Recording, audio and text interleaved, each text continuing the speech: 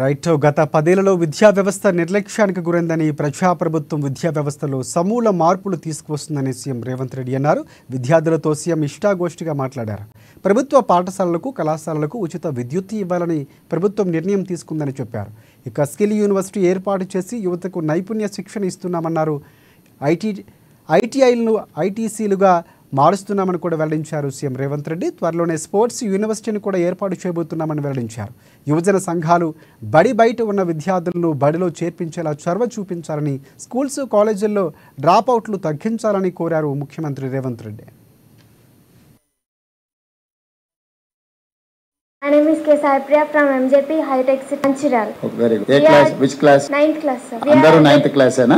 No, sir. 8th and 9th. 8th and 9th. Okay. We are very, very thankful to you, sir, for increasing our cost. గతంలో 10 సంవత్సరాలు ఈ cosmetic charges పెంచలేదు.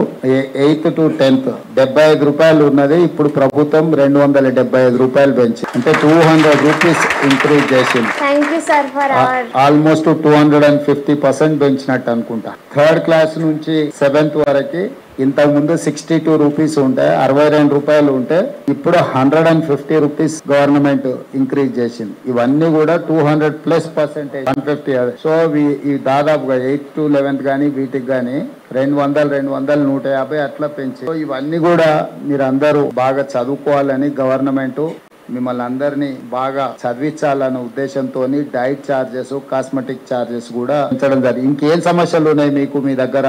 మీ స్కూల్లో ఇప్పుడు ఏం సమస్యలు ఎక్కువగా ఫేస్ చేస్తారు మీరు? సమస్యలు